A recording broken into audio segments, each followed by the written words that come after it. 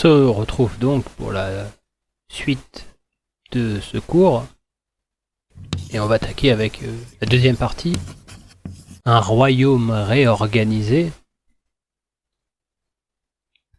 Un royaume réorganisé, et pour s'intéresser à cette réorganisation du royaume, on va s'intéresser à un document qui est dans notre manuel, au document 1 de la page 168. Alors pour ceux qui ne font pas partie de la classe et qui viennent suivre ce cours, sachez que nous travaillons avec le manuel Belin, voilà, d'histoire de l'année de seconde. Alors, qu'est-ce que ce document il nous permet d'apprendre, hein? Prenez connaissance, vous mettez pause, vous prenez connaissance du document et vous revenez ensuite ici, si ça n'a pas été fait. Le royaume il est réorganisé notamment autour d'édits et d'ordonnances. Alors attention, édit c'est en un mot, pas que E-D-I-T. Et les ordonnances, comme les ordonnances. Mais on n'oublie pas de mettre un S. Hein. Il y a des édits et des ordonnances qui sont prononcés. En fait, ce sont des actes administratifs et c'est eux qui permettent de réformer le royaume. Il y a une petite nuance entre les édits et les ordonnances. Les édits concernent un seul sujet, alors que les ordonnances, eux, ils sont concernés par plusieurs choses. Donc là, le document 1 de la page 168, c'est l'ordonnance, une des ordonnances les plus célèbres de l'histoire de France, qu'on a rendue célèbre. C'est l'ordonnance, en tout cas sous François Ier, c'est la plus célèbre, c'est l'ordonnance de Villers-Cotterêts. Alors Villers, vous l'avez dans votre manuel, hein, Villers-Cotterêts, V-I-2-L-E-R-S, plus loin, C-O-T-E-R, accent grave, T-S, et puis on met un trait d'union entre les deux. L'ordonnance de Villers-Cotterêts, elle est mise en place, on va dire pour faire simple, en 1539. Ça, c'est une date à noter en rouge dans vos cahiers. Il faut le savoir par cœur. Qu'est-ce qu'il y a grosso modo derrière l'ordonnance de Villers-Cotterêts? Il y a une modernisation du système juridique. C'est-à-dire que le droit va être un petit peu plus organisé et structuré après qu'avant. Et c'est ce que montre le document numéro 1. Mais il n'y a pas que ça dans cette ordonnance. On l'a dit, une ordonnance, elle concerne plusieurs édits. Il y a plusieurs réformes à l'intérieur. Document 2, page 168, va nous montrer que c'est encore plus profond. Donc je vous invite à regarder le document 2 de la page 168. L'autre trait marquant de l'ordonnance de Villers-Cotterêts, elle concerne la langue française. On dit souvent que la langue, le français en tant que langue officielle, et c'est ce qu'il faut noter dans vos cahiers, c'est que le français comme langue officielle, il vient de cette ordonnance de Villers-Cotterêts. Pourtant, quand on regarde le document 5 de la page 169, on se rend compte qu'à l'intérieur du royaume de France, à ce moment-là, il existe plusieurs variantes de la langue française. Il n'existe pas une seule façon de parler la langue française. D'ailleurs, il va falloir attendre vraiment la fin de la Première Guerre mondiale, les années 20-30, pour qu'il y ait vraiment une seule façon de parler le français en France, pour vous dire à quel point c'est assez tardif. Bon, mais à l'époque, c'est encore plus marqué. Il y a vraiment des variantes très importantes du français. Il y a la langue d'Île-de-France, la langue d'Oïl, la langue d'Oc, et d'autres. Cette carte revient bien sur la question. Et justement, quand on s'intéresse à l'approche des historiens et à cette interprétation contemporaine qu'on fait de l'ordonnance de Villers-Cotterêts, il faut replacer les choses dans leur contexte. Et pour cela, je vous invite à consulter le document 2 de la fiche, qui est un texte de Didier Le Fur, un historien de l'époque moderne.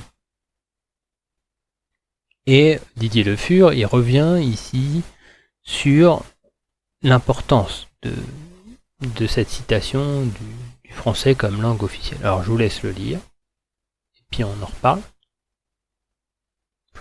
Donc, ce que Didier Le Fur fait remarquer ici, c'est indirectement que l'objectif, c'était de remplacer le latin par des langues vernaculaires. Pourquoi ?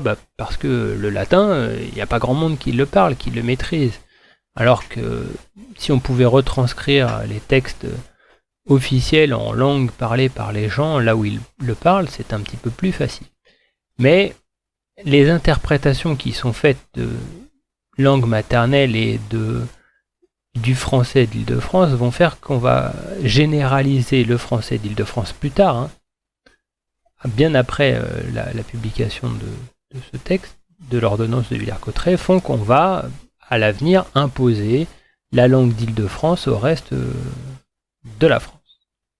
Voilà, ça c'était pour la petite mise au point. On s'intéresse maintenant au document 4 de la page 169.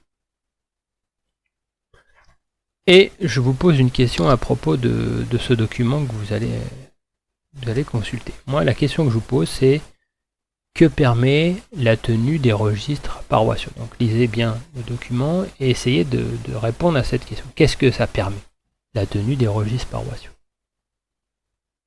Voilà, normalement vous avez réfléchi à la question.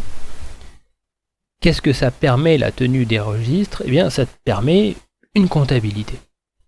On sait combien il y a de personnes. Et quand on sait combien il y a de personnes, ça permet de prévoir, et notamment prévoir les impôts, combien d'impôts vont rentrer. Gouverner, c'est prévoir. On est ici dans les débuts des sciences humaines. On va se mettre indirectement à, on dirait aujourd'hui, réaliser des statistiques, mais on rend possible ces estimations de la population. Et si on rend possible les estimations de la population, on rend possible des estimations sur l'argent qui peut rentrer dans les caisses de l'État. Donc il y a cette volonté de connaître le royaume, la composition de la population du royaume. Et donc, on confie cette mission aux membres du clergé qui sont directement proches du peuple. Bon, il y a une petite faille, ça c'est la petite parenthèse que je rajoute ici. La faille, c'est qu'on est à l'époque de François Ier, dans une époque où le protestantisme se développe. Et les protestants, ils sortent des statistiques, ils ne sont pas inclus dans ces statistiques. Mais les protestants ne sont encore qu'une minorité qui va grandir, qui va du moins essayer de grandir de plus en plus, mais être confrontée à la répression. Ça fera l'objet d'un cours qu'on abordera la semaine prochaine. Donc, gouverner, c'est prévoir, c'est avoir de l'argent. Et de l'argent, on a vu qu'il en fallait. Enfin, et on va revoir qu'il en fallait. Et donc François Ier, dans sa réorganisation du royaume, il va aussi créer de nouveaux impôts. La taille, TAI2LE, et la gabelle notamment. Et l'objectif de ces impôts, c'est avoir de l'argent, avoir des fonds. Et pourquoi il faut des fonds ? Notamment pour financer la guerre. La France est en guerre avec les royaumes d'Italie, mais aussi avec l'Angleterre, avec le Saint-Empire romain germanique. La France qui se sentait un petit peu encerclée de toutes parts par les ennemis, à chercher à se protéger. On va y revenir. Parce que justement, notre petit 3, notre dernière sous-partie ici, petit 3, un territoire en extension, virgule, un royaume en guerre. Bon, le titre est un petit peu long. On va commencer avec une diapositive. C'est la diapositive numéro 13. Je vous laisse regarder cette diapositive. Et puis, je développe l'idée.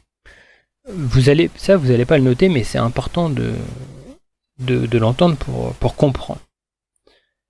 Il y a un historien, Pierre Goubert, qui fait remarquer que ce qu'on appellerait aujourd'hui la France, au début du XVIe siècle, ça ressemble davantage à ce que lui il appelle un quadrillage baroque. Un baroque, c'est B-A-R-O-Q-E. Pourquoi ? Parce que la France, au ce début du XVIe siècle, ce sont des seigneuries, des principautés, un domaine royal, évidemment, mais aussi 3 territoires étrangers qui sont enclavés. Donc, l'un des premiers l'une des premières tâches à laquelle s'attellent de nombreux rois, depuis les Capétiens, hein, c'est d'augmenter le domaine royal, de l'agrandir, ce domaine royal. Et l'un des moyens, ce sont les mariages. Par l'intermédiaire des mariages, on peut acquérir certains territoires, les faire rentrer dans le domaine royal.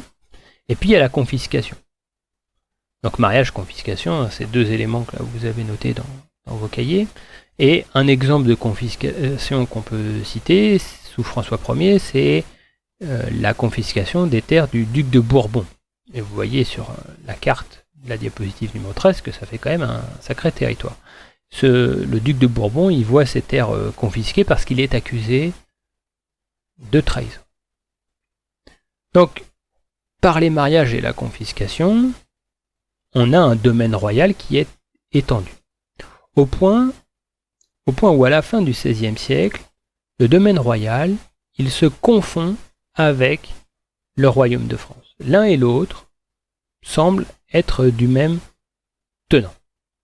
Alors, pour la compréhension du cours, distinguons l'un et l'autre. En fait, le domaine royal et le royaume de France, c'est pas exactement la même chose. Sinon, on utiliserait un seul mot. Si on utilise deux mots, c'est qu'il y a en réalité deux choses derrière ces mots. Quand on parle du domaine royal, je simplifie, hein, il faut comprendre l'ensemble des terres du roi en tant que seigneur. Donc le roi est seigneur sur ces terres-là. Le royaume de France, il est plus vaste. Il inclut évidemment le domaine royal, puisque le roi est seigneur direct sur ces terres, mais il faut aussi inclure l'ensemble des fiefs qui sont tenus par des seigneurs dont le roi de France est le suzerain. C'est-à-dire que le roi, il a des vassaux.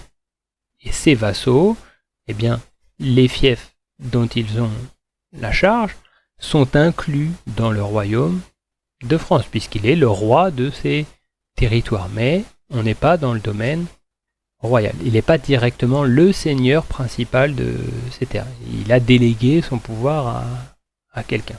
En fait, on l'a vu lors des invasions, quand on a parlé du Moyen-Âge, les petits seigneurs ils vont reprendre de la possession et le pouvoir du roi diminue par rapport au pouvoir des rois carolingiens. Et il va falloir petit à petit que les rois reconquièrent ce territoire pour se mettre au-dessus de la meute des seigneurs. Et rappelez-vous, on a vu lundi, que le roi de France, eh bien, il a un joker pour passer au-dessus de tout le monde. Lui, sa personne, elle est sacrée. De Charles VIII à François Ier, et ça c'est ce qu'on peut ajouter, c'est que de Charles VIII à François Ier, on a des forces françaises qui se sont engagées dans des expéditions qu'on peut qualifier d'aventureuses en Italie. L'Italie, c'est le territoire vers lequel on part en guerre depuis Charles VIII.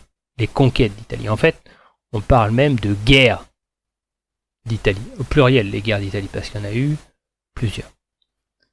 Pour la conquête du royaume de Naples, ou du duché de Milan.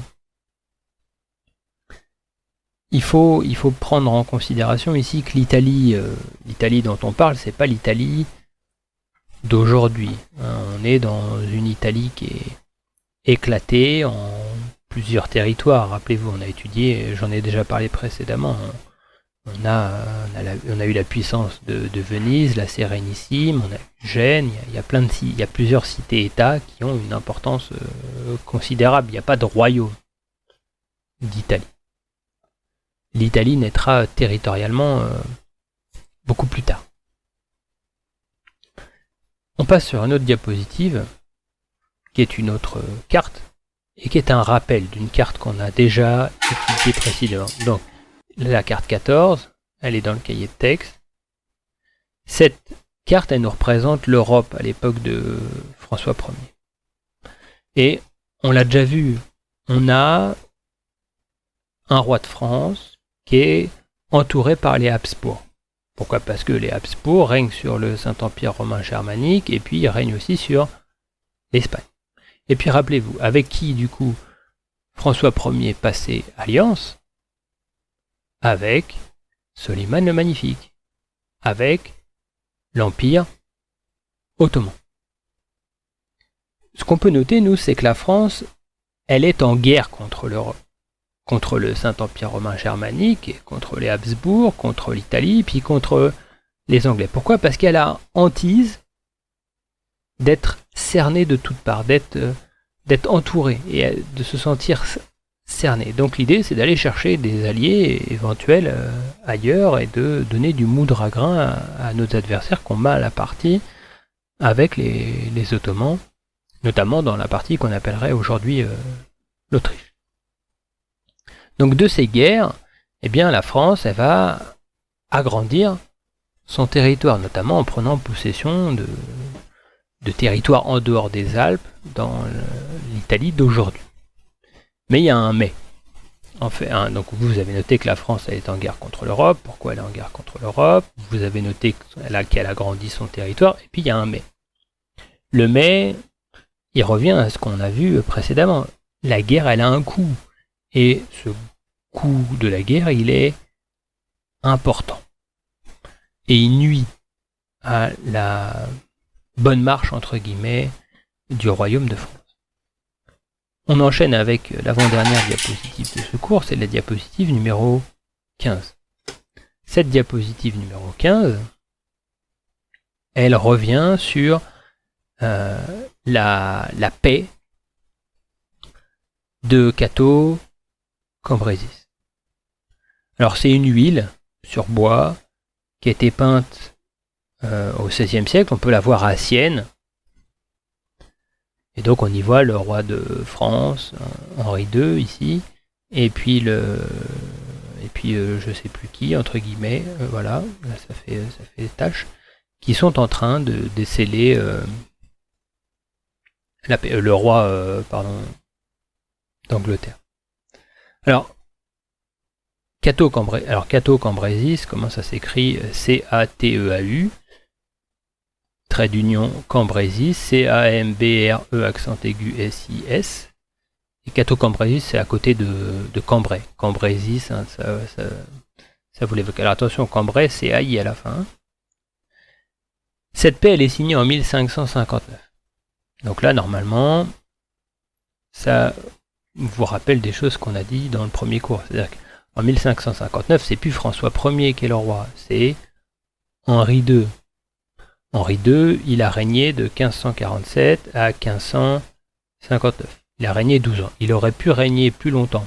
On va comprendre pourquoi il a régné seulement 12 années. C'est lui donc qui signe la paix du Cato Cambrésis. Alors souvent, on qualifie cette paix de paix bâclée. Alors pourquoi paix bâclée ? Parce que la France, elle est à court d'argent. Il y a moins d'argent dans les caisses. Et puis le roi, il est confronté à de plus en plus de situations compliquées. Il est inquiet, notamment Henri II, des progrès du protestantisme dans son royaume, et il aimerait bien avoir les mains libres, notamment par rapport aux rivalités qu'il entretient avec le roi d'Angleterre, pour pouvoir se tourner contre ce nouvel adversaire, ou du moins ce qu'il considère comme un nouvel adversaire, le protestantisme. Ensuite, une paix bâclée parce qu'il y a des concessions territoriales qui vont avec. Et la France, elle ne va garder aucun des territoires qui sont au-delà des Alpes. Bon, il y a quand même des gains en échange. Pas gain territorial, mais ça lui permet de renforcer sa frontière au nord et au nord-est. Des frontières qui vont être reconnues par son adversaire. Et puis en gage de réconciliation, va être organisé le mariage de Philippe II, le veuf de Marie Tudor, anglais, avec la fille d'Henri II. Et c'est là que ça va déraper, entre guillemets, pas dans le sens où vous l'attendez, c'est-à-dire qu'en fait, à l'occasion de ce mariage qui est annoncé, il y a un tournoi qui est organisé, et lors de ce tournoi, le roi Henri II va être blessé à l'œil par un éclat de lance, et ça va entraîner son décès. Voilà pourquoi Il meurt en 1559, la même année que cette signature de paix, une date à connaître par cœur, 1559, la paix du Cateau-Cambrésis. On termine le cours avec une dernière diapositive, c'est la diapositive numéro 16. Et cette diapositive, elle est là pour illustrer les transformations que connaît l'armée à l'époque moderne. Regardez bien, ils ont quoi les soldats? Alors, on a ici un bas-relief de Pierre Bontemps qu'on peut voir à Saint-Denis. Et regardez bien, qu'est-ce qu'ont à l'épaule les soldats qui sont ici au centre de ce bas-relief? Ce qu'on appellerait aujourd'hui des fusils, en fait, ce sont des arquebusiers. En fait, ce sont des armes à feu. Et les armes à feu, elles font leur apparition au sein des troupes. Et si on regarde bien, même, on a aussi des soldats d'infanterie qui sont là, d'autres types de fantassins. Alors, là, je vous demande pas de noter tout ça. Notez qu'il y a des arquebusiers, que c'est l'apparition du fusil, qu'on est dans une armée plus moderne. C'est important, d'abord. Et ce que je rajoute ensuite comme information pour votre culture générale ici, c'est que si on regarde bien, par rapport aux guerres précédentes, aux guerres des chevaliers, il y a beaucoup moins de combattants à cheval qu'auparavant. Il y a de plus en plus de combattants à pied. Et parmi ces combattants à pied, on a aussi les fantassins classiques, ceux qui ne portent pas d'arquebusier. Quand on regarde, ceux qui sont le mieux protégés en termes d'armure, ce sont les arquebusiers. C'est-à-dire qu'on a pris conscience que ce sont des soldats importants. Dernière chose qu'on peut noter cette fois, c'est que la guerre, ces guerres, elles ont été consommatrices en hommes. Et j'ai fait un amalgame avec ce qui suit. Et une grande partie des hommes qui vont perdre la vie pendant ces combats, ce sont des nobles. On n'est plus dans la guerre médiévale classique où l'objectif c'était de capturer le noble du camp adverse. Rappelez-vous cette guerre qu'on avait décrite à l'époque médiévale. On n'est plus dedans là. Là, on fait la guerre pour faire la guerre, pour prendre un territoire.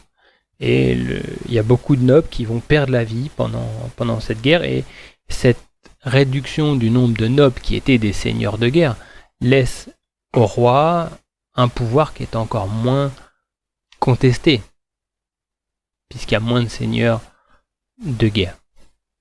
Donc c'est aussi au bénéfice du roi.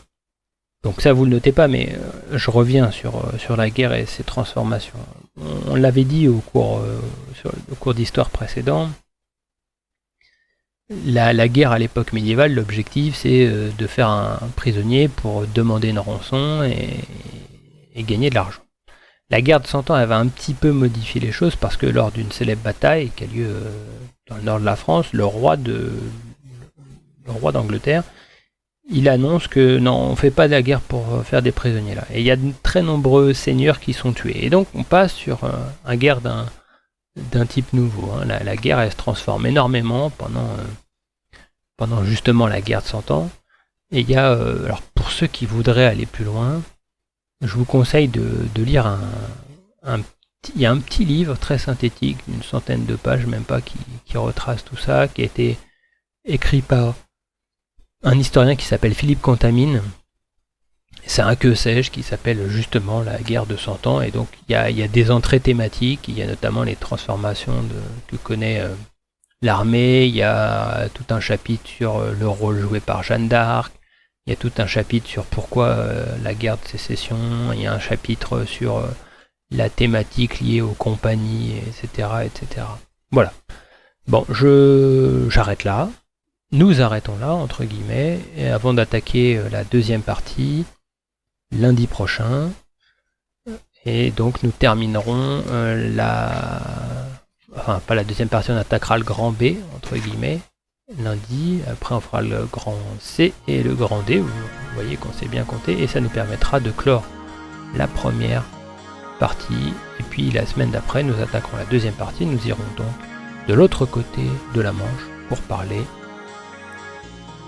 du Royaume-Uni, de l'Angleterre et de son roi qui va y perdre la tête. Bonne soirée, bon travail, à bientôt.